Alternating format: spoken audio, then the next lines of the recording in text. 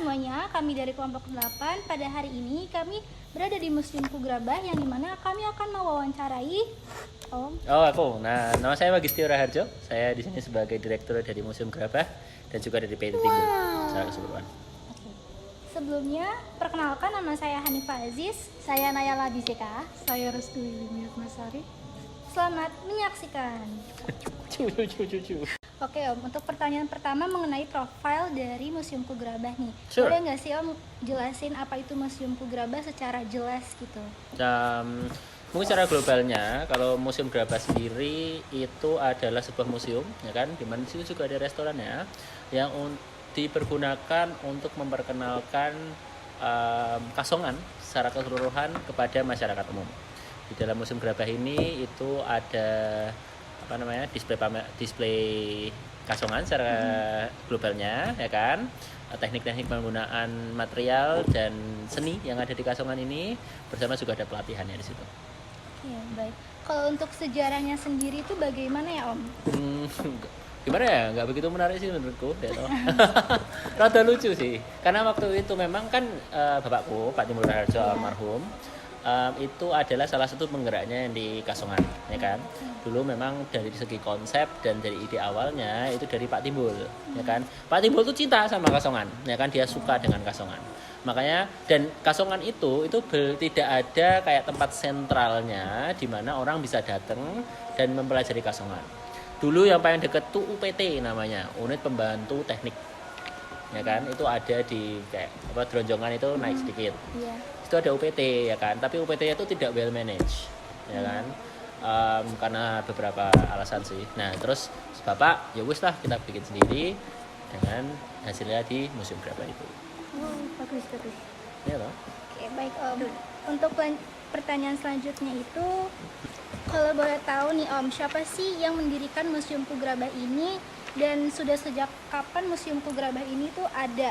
Apakah memang sudah dari beberapa tahun yang lalu atau mungkin baru-baru sekarang? Karena yang saya lihat itu Museum Kugrabah itu bangunannya udah sangat modern ya Om. Relatif modern ya bangunannya. Kalau Museum Grabah sendiri itu memang udah baru berapa ya? Sekitar 2 tahun lah. Berapa tahun aku nggak begitu ingat sih. 2, 3 sampai 3 tahun ya.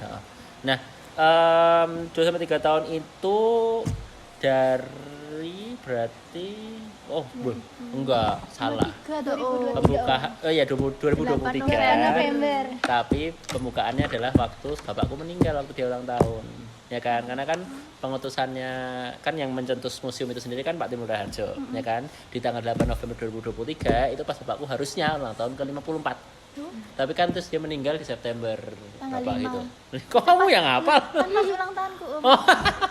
Plot twist kan? Plot twist. Iya. Ya, makanya terus kita sebagai sebenarnya apresiasi ke Pak Timbul meneruskan kayak idenya lah, ya kan, kayak gagasannya. Iya. Dimana kita membuka museumnya ini sebagai penerus semangatnya Pak Timbul yang sangat mencintai Kasongan di tanggal 8 November 2023. Gitu.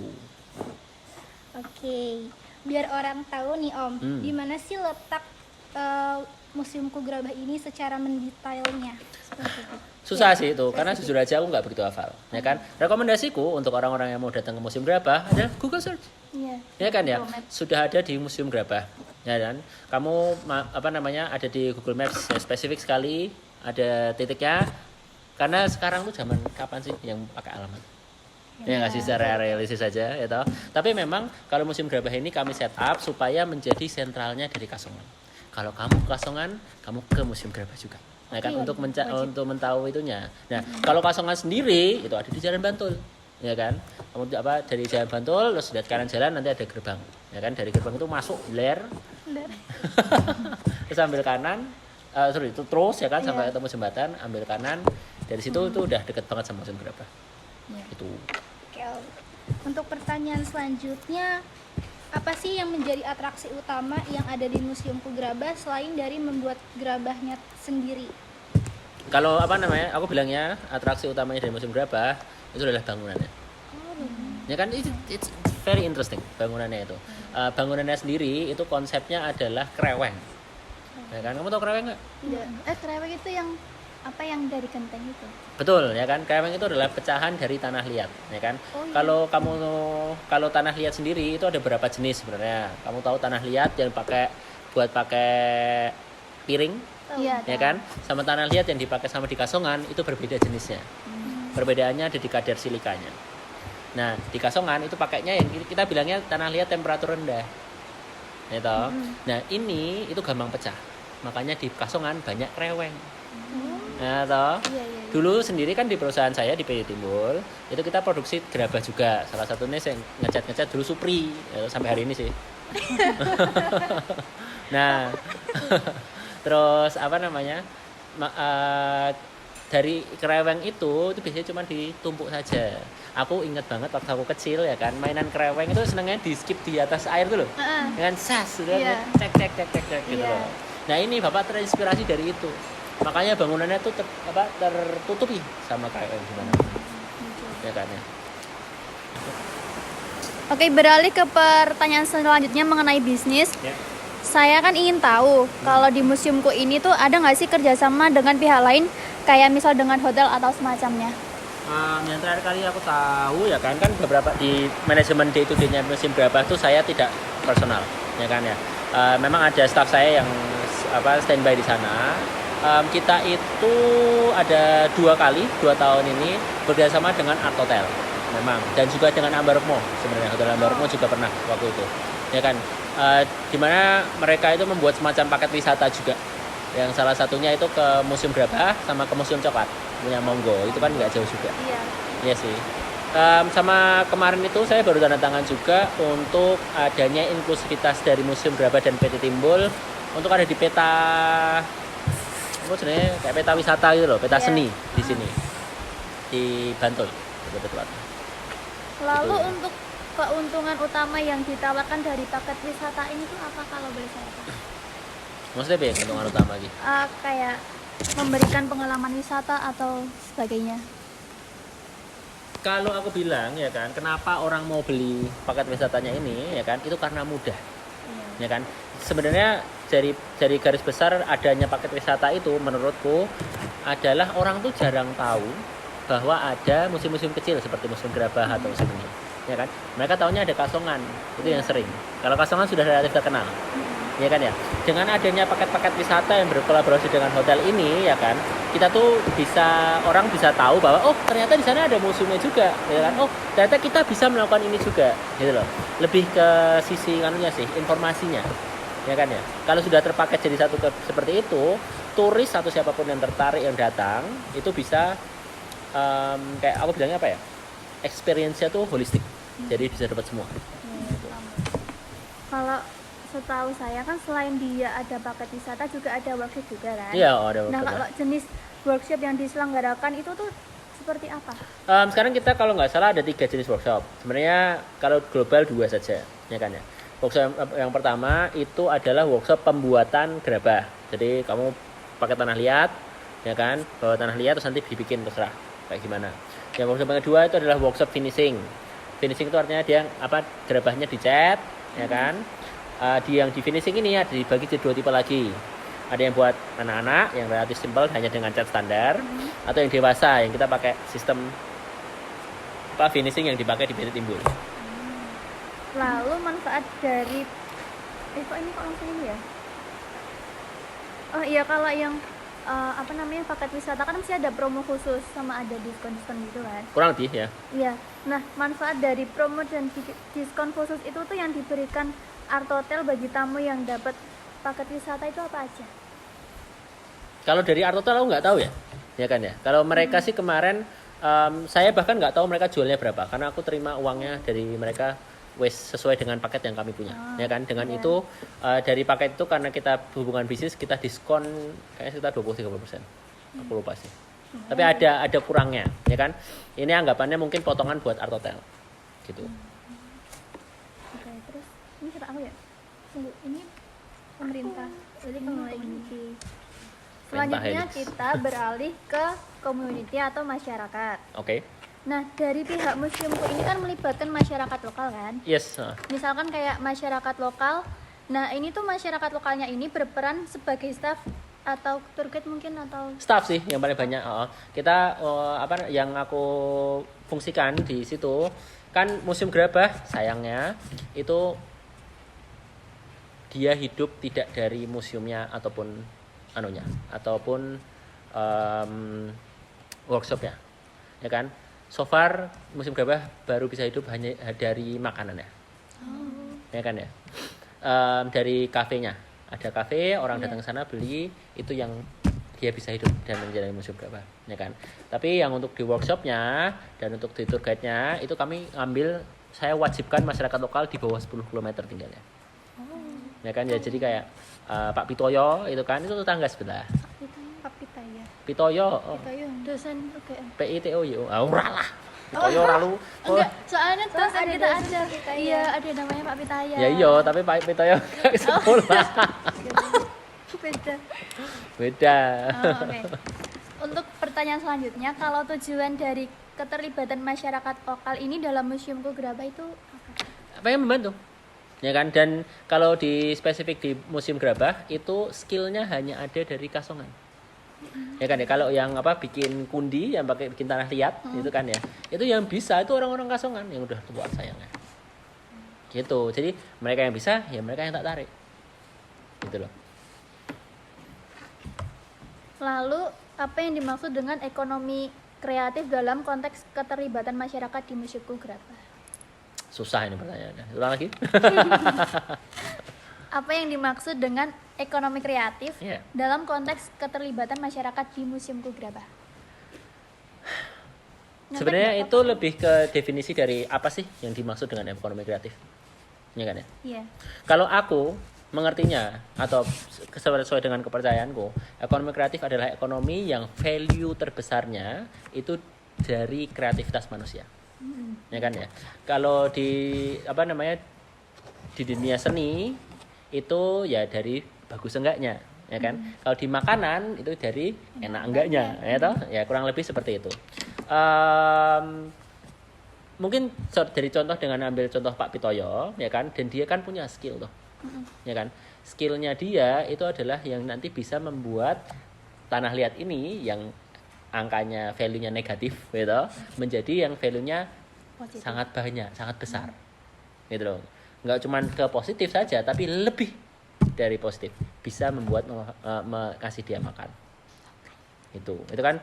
Itu yang aku mengertiku sih ekonomi kreatif itu gitu loh, bahwa orang memberikan idenya kepada sebuah produk dan itu nanti yang menjadi apa namanya harga terbesar. Agak kencang. Teriak-teriak. Untuk selanjutnya adalah peran pemerintah. Nah, bagaimana sistem pengelolaan dan pemeliharaan fasilitas di museum ini? Apakah ada dukungan dari pemerintah? Jujur aja, kalau aku personally saya tidak mengandalkan dari pemerintah, ya kan ya. Tendensinya kalau dari pemerintah itu adalah birokrasinya relatif tinggi, ya toh. Dan aku tuh dulu lulusan Jerman, terus apa namanya, artinya aku tidak malu dari birokrasi, ya kan ya.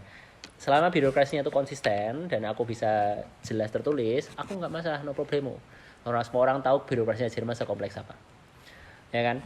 Tapi di Indonesia itu beda cara mainnya. Ya, ada beberapa birokrasi yang memang rasanya tidak tertulis. Dan ini aku kurang suka, makanya aku membatasi involvement saya dan di semua perusahaanku dengan pemerintah. Kita masih ikut beberapa kayak asosiasi-asosiasi, ya kan, seperti museum atau semacamnya. Kalau ada undangan dari pemerintah Kota Yogyakarta, saya akan support semaksimal mungkin, ya kan ya. Tapi lebih seringnya aku nggak mencari uang di sana, ya kan. Adanya ya aku ngasih aja. Karena menurutku museum ini fungsi utamanya itu untuk mempercantik atau mengemajukan Kasongan, ya kan ya. Jujur aja aku nggak cari profit dari sini. Terus gimana? Hah? Dari mana? Yang penting dia bisa hidup dulu. Karena apa namanya, tidak sedikit museum-museum di Yogyakarta ataupun di Indonesia, ya kan, yang nggak jalan. Terutama Iya. museum-museum kecil selevel Museum Gerabah. Ini mereka nggak jalan karena mereka nggak bisa generasi uang. Mereka bingung, tiketnya 10.000, buat gaji karyawan aja 2,5 juta, Iya. ya kan, 2 karyawan di bawah UMR. kita di Museum Gerabah kita bisa menggaji karyawan seperti itu karena kita mikirnya business first. Kita tidak mengandalkan bantuan dari eksternal. Kita bisa hidup sendiri. Gitu. Kalau ada dari pemerintah yang mau masuk ya kan seperti kayak tadi kayak roadmap-nya itu map yang Museum Gerabah map atau map kesenian di Bantul gitu kan, itu kan biasanya proyek pariwisata gitu kan, atau ada dinas pariwisata mau datang. Waktu itu terakhir kali apa ya pemerintah saya paling gede ki Ma'ruf Amin kan mampir ke Museum Gerabah ya kan, Yang di web. iya Ma'ruf Amin pernah mampir ke Museum Gerabah karena dia pengen melihat kasongannya kayak gimana. Kami support 100% ya kan ya. Kalau yang gitu-gitu aku sangat happy ya, tapi aku nggak cari terus kayak kemarin ke sini aku harus kasih berapa dong gitu kan. Itu enggak sih, itu bukan style kamu gitu. Apa meneh Banyak. ya oke langsung Enggak apa-apa langsung aja. Enggak apa-apa. Iya. rasa ndredeg. Masih 18 menit. Iya ditambah. Tarik. Apakah boleh tahu kebijakan pengembangan destinasi museumku ini seperti apa? Maksudnya gimana itu? Seperti kayak pemberdayaan lokal, pengalaman unik bagi pengunjung. Pertanyaannya dong diulangi, aku nggak paham. Apakah boleh tahu kebijakan pengembangan destinasi museumku ini seperti apa? Kebijakan pengembangan destinasi. Oh ya, kita nambahin workshopnya, ya kan? Kita tambah workshopnya supaya ada varian. Kan kadang-kadang yang gambar pakai cat terlalu kekanak-kanakan. Mungkin yang seumuran kalian di angka 18 tahunan, 17 tahunan, ya kan? Mereka kayak gambar kok kurang ya, gitu loh, ya kan? Mungkin ada bisa coba yang lain. Kita ambil target marketnya yang macam-macam. Di tahun 2025 itu aku pengen ganti museumnya itu sendiri. Mau saya standarisasikan. Kemana aku bisa di Jepang, gitu. Di Jepang aku banyak lihat museum karena itu vital sekali untuk mempercantik mempercantik inspirasi lah. Kita lihat ide kan ya. Aku pengen nanti aku set up seperti yang aku lihat di sana sebisa mungkin. Karena banyak yang susah sih kalau itu, terutama kebersihan. Iya. Gitu. Selanjutnya untuk peran akademisi, apakah pernah dilakukan penelitian atau pengembangan produk dari suatu universitas? Yes, tapi tidak dengan universitasnya, kan? Aku paling dekat dengan ISI, ya kan? Karena Pak Timbul itu adalah dulu dia rektor ISI. Iya. Nah, saya jarang sekali lewat jalur khusus, maksudnya lewat jalur depan. Jadi aku tidak mengontak ISI, tapi saya mengontak dosennya secara langsung. Karena terus ini lebih gimana ya? Dari segi perusahaan tuh lebih gampang. Waktu ini kan tadi saya sudah mention untuk mau ada perubahan ada perubahan museumnya, ya kan? Ini itu dibutuhkan cerita. Kan museum itu pada dasarnya itu mendongeng, storytelling, ya kan? Tapi kan saya itu lama nggak di Kasongan dan aku tidak riset lama di Kasongan. Saya kurang tahu dari historinya Kasongan itu seperti apa. Walaupun aku lahir di sini. Nah, makanya kemarin saya hire dosen, punya temannya Bapak. Pak, aku butuh historinya Kasongan seperti apa. Ya kan, karena aku mau menuliskan ini nanti di Museumku Gerabah. Ya kan, ada ruang 1 sama ruang 2 nanti difokuskan untuk ke Kasongan, tapi aku harus tahu apa yang idealnya aku masukkan ke sana. Itu apa saja, historinya yang mana saja. Gitu. Lalu apa saja bentuk kolaborasi dalam pengembangan penelitian sejarah dan budaya di museumku? Jujur aja menurutku nggak banyak sih. Ya kan, kalau pengembangan budaya dan sejarah, I am really not sure yang di sini. Museumku Gerabah itu sebagai museum gimana ya? Kita lihatnya relatif ke modern ya kan. Jadi karena kita dari PT Timbul kan, yang Pak Timbul yang bikin bisnisnya itu banyak mulainya kan dari zaman Kasongan merajalela untuk ekspor. Ya kan, ini di sekitar tahun 2000. Ya 2000 titik ya. Nah, di sini kan Kasongan banyak dan PT Timbul juga berkembang banyak di sana. Kasongan pun berkembang yang paling pesat di tahun ini waktu krisis moneter. Kita ekspornya jadi banter sekali.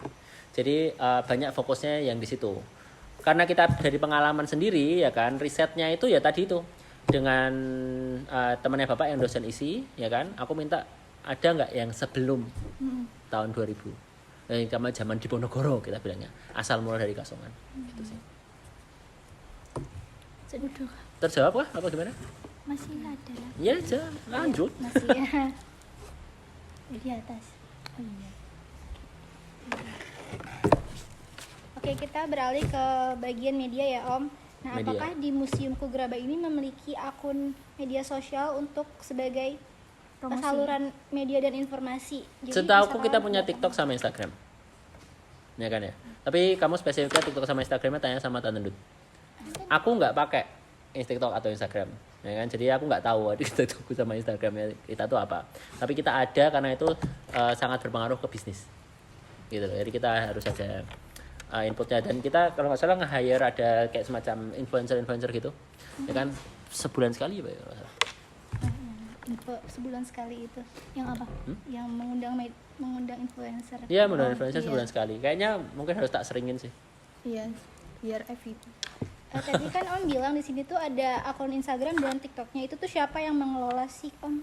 Itu Tante Dut sama Arta. Yang tadi? Iya. Oh. Mbak Kenti, kalau Tante Dut itu aku mau ngomongnya. Kan mereka yang mengelola TikToknya. Sebenarnya mereka yang ngide, ya kan? Yang isinya yang harus dipost apa saja. Nanti kita ada tim multimedia, bukan sosial media, ya kan? Dan di tim sosial medianya ini itu dia kantornya di Candi Tirto. Candi di depan dia. Iya di depan situ. Oke, tadi kan Om bilang di sini tuh mengundang influencer setiap bulannya. Ya. Apakah itu pengelolaannya juga sama oleh Tante Dut. Iya, Tante atau- Kenti. Tante Ketik, atau memang ada Bu Kenti. atau memang ada timnya sendiri Om? Kalau yang undang-undang gitu sih ada timnya sendiri. Kalau Bu Kenti lebih ke oke, kita butuh undangan ya kan. Kita nanti kontennya isinya kira-kira ini. Dan Tante Dut nanti akan bilang ke tim sosial media kita, panggil. Nanti sosial media datang terus nanti kamu diarahin sama mereka. Harusnya gini yang kita mau highlight XYZ. Kalau misalkan ngundang influencer gitu emang ada kriteria untuk kayak misalkan mengundang Followers. konten creator yang kayak gini, terus followersnya minimal segini, atau memang menemukannya aja? Oh ya, kita harus ada dong. Kita harus lihat apakah konten kita yang kita mau itu tuh masuk akal sama konten mereka. Ya kan ya, itu yang kita bilangnya kalau dalam bisnis target marketnya sama atau tidak. Ya kan, selalu dipikirkan. Kalau kalian mau belajar bisnis dan itu sangat kalian itu sesuatu yang kalian memang sukai ya toh. Tidak bisa dipungkiri tiap hari, tiap saat kamu harus tahu target market dari bisnismu siapa. Karena nanti berpengaruh ke semua hal, ya kan? Seperti salah satunya kamu bilangnya, milih konten kreatornya siapa yang akan kita ambil, ya kan? Ya, kalau konten kreatorku misalnya kan aku kan anak teknik ya kan ya. Jadi aku melihatnya konten kreator yang gadget, ya kan? Atau konten kreator yang ngelukis-lukis. Aku lihat dua-duanya. Kan lebih masuk buat Museum Gerabah untuk mengundang konten kreator yang ngelukis-lukis daripada yang gadget-gadget. Ya kan, karena ya orang yang lihat ngelukis-lukis itu sama dengan orang yang mungkin akan datang ke Museum Gerabah. Target marketnya sama. Itulah nanti kita pemilihannya kayak gitu, pemilihannya itu basisnya itu. Dan ini aku lihatnya kalau dalam bisnis mempengaruhi segala hal. Kayak mau bikin makanan apa, ya kan, kamu harus tahu target marketnya siapa. Kamu nggak bisa bikin mie ayam kalau di Museum Gerabah karena itu kurang mahal, kurang keren. Iya. Iya kan ya? Kurang fancy. Itu karena kenapa? Karena orang-orang yang mau datang ke situ itu bukan orang-orang yang beli mie ayam. Target marketnya berbeda. Nah, kenapa kalau di sekolah bisnis pertama kali yang kamu harus bisa itu adalah bikin persona. Persona itu target market kita siapa? Selain dari influencer, apakah di Museum Gerabahku ini mengundang seperti media TV untuk menayangkan tentang Museum Gerabah, atau memang hanya dari influencer saja Om? Aku nggak suka media TV lama dan jujur aja nggak ada yang nonton sekarang. Jadi kurang berpengaruh ya Om? Ya itu tuh biasanya kalau media TV ya kan ya, Iya.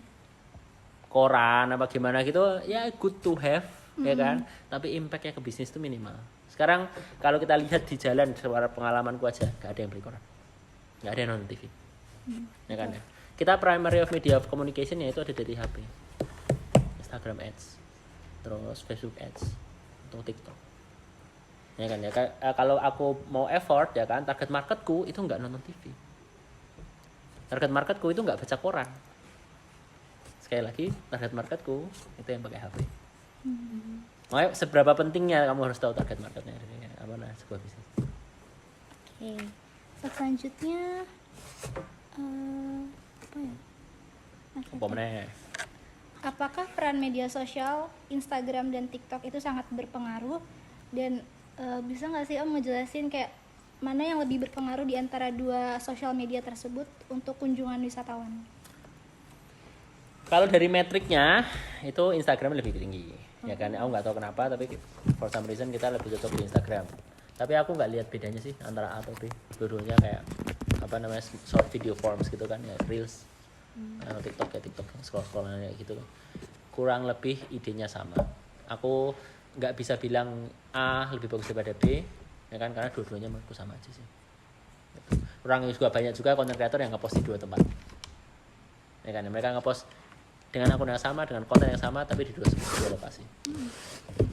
Nggak apa-apa. Iya, tadi kan Om bilang di sini tuh mengundang influencer. Pernah nggak sih kayak double mengundang kayak ngundang 2 kali karena mungkin yang sebelumnya itu sangat berpengaruh dan video itu rame viral gitu? Nggak pernah gitu ya kan, tapi Siapa, Om? tendensinya nggak efektif.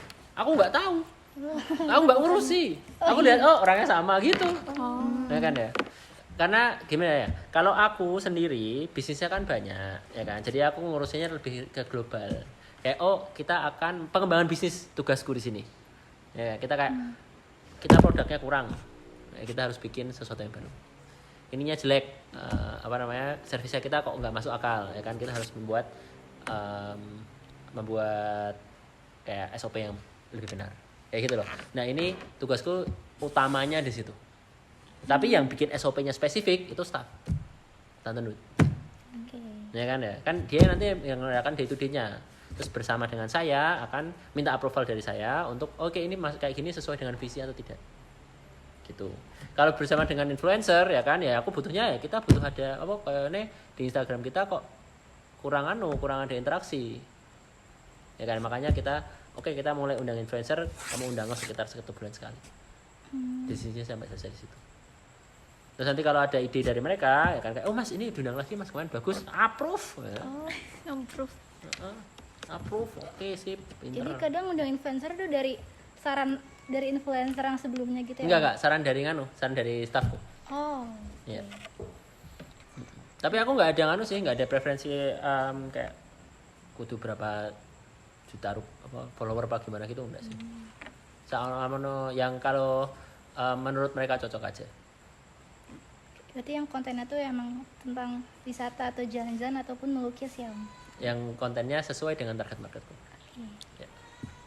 Ada pertanyaan? Ketiga, tanya apa lagi ya?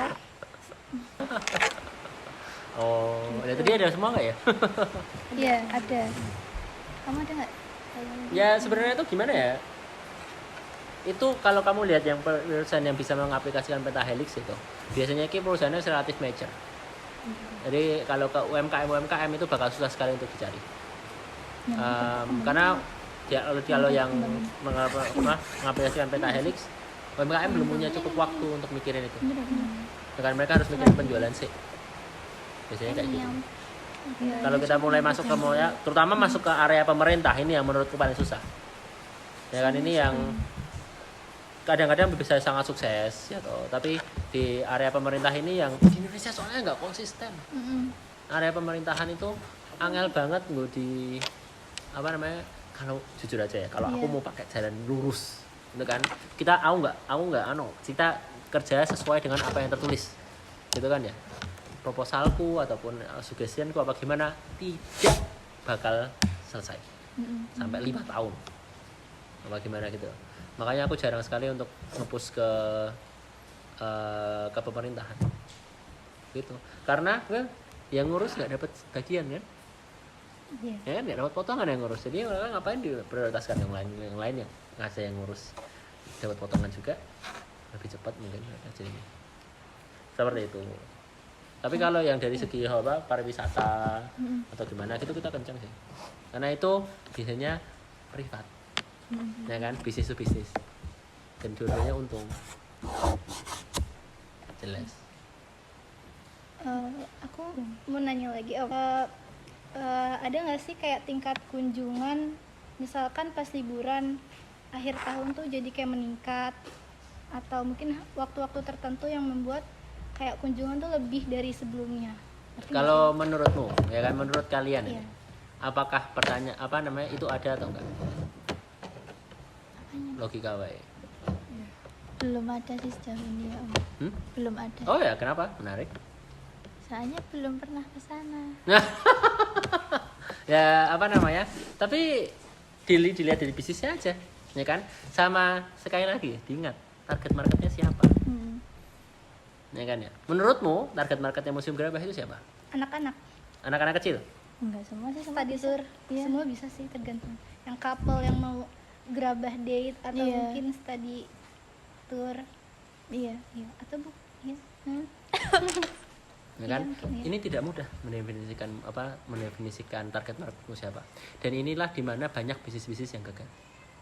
Kamu nggak ngerti kamu harusnya nyakup siapa, kan ya. Yang paling gampang jujur aja itu kita bilang mahasiswa.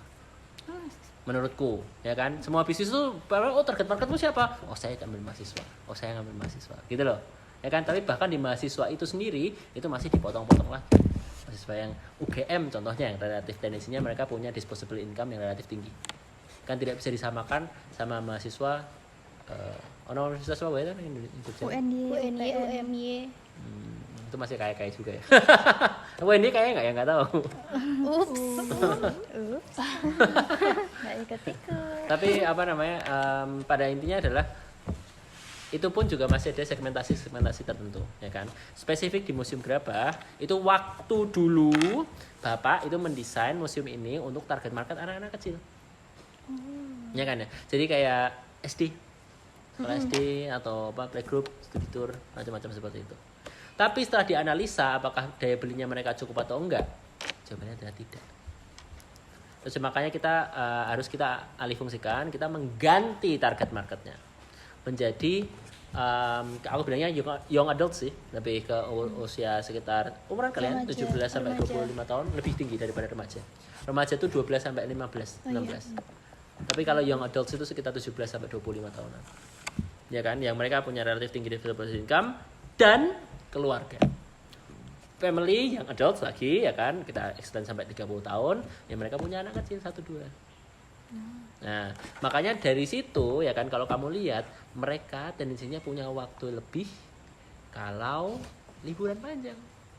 Masuk akal? Dimana waktu sekolah, kalau target marketmu sekolah, sesuai dengan kayak tadi TK dan playgroup-nya itu tadi, mereka tendensinya akan datang sewaktu tidak liburan, ya kan, sewaktu mereka akan bikin jadwal khusus studi tour, tapi nggak ada musim studi tour Rano, adanya musim liburan.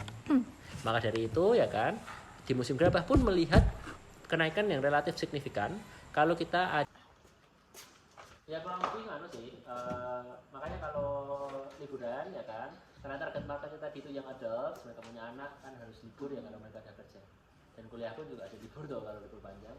Kita melihat signifikansi di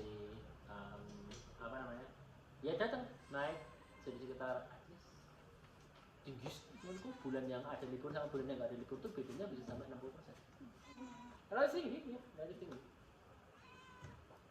Makanya yang belinya libur ya so.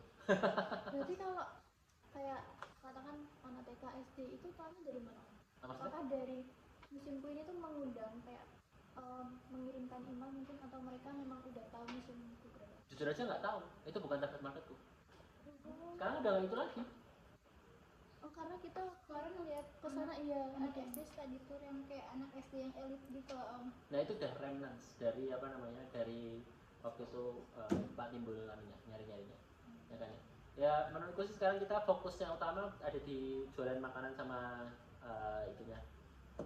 jualan makanan dan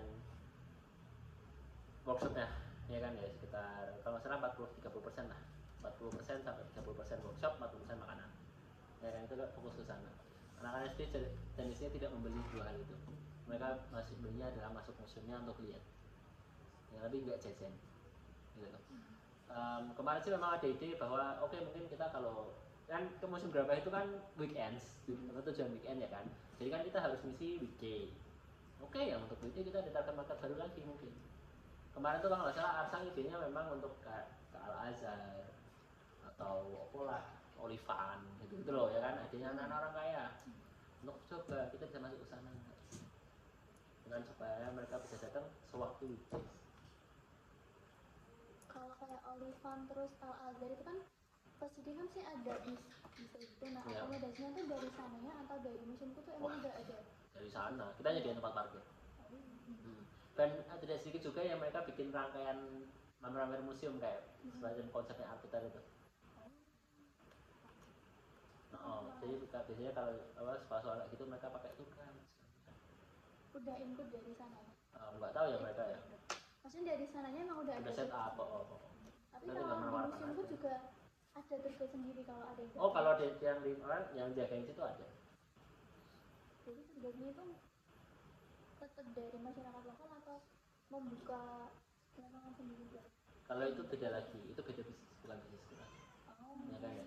Kalau tour guide misalnya Olivan, mereka mau ada gawe, ada acara ke mana, jadi mereka biasanya kan juga masa guru-guru ini saya set up, iya kan mereka kaya ya kan, jadi mereka kan cari orang ketiga, mau kamu bikin guide, ini teman saya ke museum kenapa ada ditawarin ini, saya pengen kesini sama kesini, nanti kamu cari yang lain, nanti mereka akan nyari ke kita. Ini kayak kalau mungkin bayanganmu yang kalian bisa mengerti kayak tukang beca. Ya, ada tukang beca kan di kalau Malioboro ya kan, nanti di Terke ke Edo 5, terus neng Batik Opo, terus neng aja. Nah itu mereka dapat potongan di museum berapa pun juga bisa. Kan tadi kita belum sempat nanya harga tiket masuknya. Ya, lali ya. Saya ingatku untuk ada event-event kayak gitu harganya 60.000. Ya kan kemarin sih aku pengen membuat untuk masuk ke museumnya sendiri itu free of charge. Ya kan aku pengen terus mau buah ya. Tapi kalau ikut pelatihan itu kalau nggak salah harganya 125.000. Proses sama fire-nya ya kan. Itu tapi ada termasuk makan siang. Itu yang aku tahu. Karena aku pengen di waktu dia workshop ya kan dia lapar. Terus kalau dia udah kasih panjangan makan mungkin terinspirasi untuk beli yang lain. Iya. Kalau untuk yang anak-anak itu katanya ada sekitar 30 sampai 40 ribu kayak yang anak kecil per orang gitu, itu dapat snack kecil. Itu udah input sama bawa pulang. Nggak ada yang bawa pulang. Oh nggak ada. Nggak ada. Kalau bawa pulang beda lagi. Itu harus kayak paket dan gitu. Dan mereka berdua input. Iya. Iya apa itu? Nah itu kan mereka ambil paket lah ya. Oh iya. Ambil paket yang melukis. Iya. Gitu. Dan gimana ya? Aku tuh lihatnya kalau kita ngomongin bisnis ya, karena aku suka bisnis. Iya. Aku lihatnya tuh sering sekali kalau kamu ngobrol sama orang awam yang mau buka bisnis ya toh, bahwa tuh kayak wah harganya terlalu tinggi, harganya terlalu mahal gitu loh. Menurutku tuh itu kayak gimana ya? Yes, harga tuh salah satu aspek yang bisa menginfluence customer mau beli atau enggak, tapi itu aspek yang itu banget. Tetek ya, karena tidak sedikit bisnis-bisnis lain yang mencakup pasar atas, ya kan ya. Contoh aja Al Azhar, ya kan itu sekolah elit, ya kan. Kalau kamu lihat harganya mahal, ya kan ya. Tapi apa mereka pernah kekurangan murid? Benar, adanya lomba ke Al Azhar, ya kan ya. Setelah saya. Nah, exactly.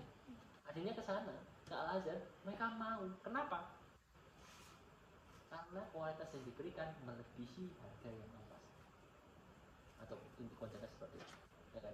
Jadi terutama kalau di bagian di bidang bisnis bisnisku lagi sekarang ya kan, jadi utama kan kita jualan patung ya kan ya. Itu semua orang bilang mahal ya, ora urusan ya kan, tapi barangku bagus. Seperti Al Azhar bisa bilang barang apa namanya sistem edukasinya mereka itu bagus. Gitu. Ya, makanya kalau kita lihat di Museum Gerabah pun juga harganya jujur aja bukan warung. Misalnya kita bilangnya ada kafe, banyak yang lumayan mahal. Menurutku itu udah terlalu murah. Untuk apa yang ada di situ? Untuk apa yang kami berikan? Ya kan? Kenapa kayak saya pasang murah? Karena saya pengen membantu masyarakat. Tujuannya di sini museum itu tidak mencari profit. Museum itu tujuan utamanya untuk memperdayakan supaya orang yang nggak tahu Kasongan sebelumnya bisa tahu Kasongan. Nah, itu tujuan museum. Terima kasih sudah menonton. Thank you for watching. Jangan lupa untuk like, comment, and subscribe. Ya, Bye bye.